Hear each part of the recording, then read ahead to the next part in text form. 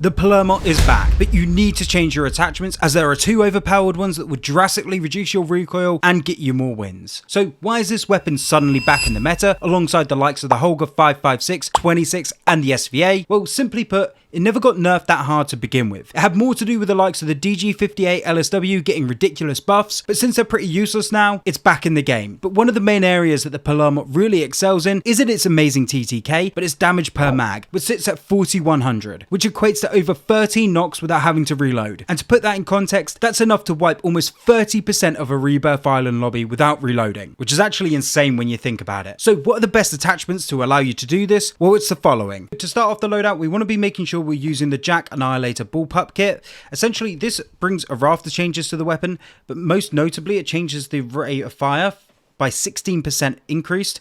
It does lower the damage that it outputs, but the increased rate of fire overall leads to a better TTK. You can also notice it gives it better recoil control, better accuracy, better mobility, and generally speaking, better handling as well.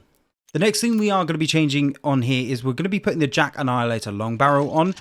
This gives you, again, some really nice changes to the damage range on the weapon, basically increasing it by 34%, and then the bullet velocity by 18% as well, which is quite a nice change, to be honest with you. Then onto the underbarrel, we are going to be sticking with the Bruin Heavy Support Grip. This increases the recoil control by quite a bit actually, but most notably it actually improves the visual recoil. It takes it from quite shaky on your screen to just quite accurate, to be honest with you. And then onto the two attachments that are changing from previously. Most people were running the VT7 Spirit Fire. We're actually going to be changing this to the Zen 35 Compensated Flash Hider. Now, yes, this does reduce your bullet velocity, which does make it a little bit on the low side. However, it really smooths out the recoil and makes it just way easier to use at range in comparison to the VT7, which, you know, given the amount of snipers in the game at the moment, you definitely need to be smoothing out that recoil, especially at those longer ranges. Then onto the Optic. I know previously everyone was using the Choreo Eagle's Eyes 2.5x. However, an Optic has been added into the game since then.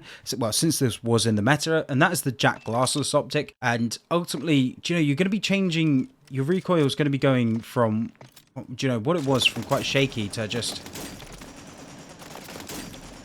I mean, my aim's pretty bad here, but you can see what I mean in the fact that, oh, I mean, here's one I made earlier.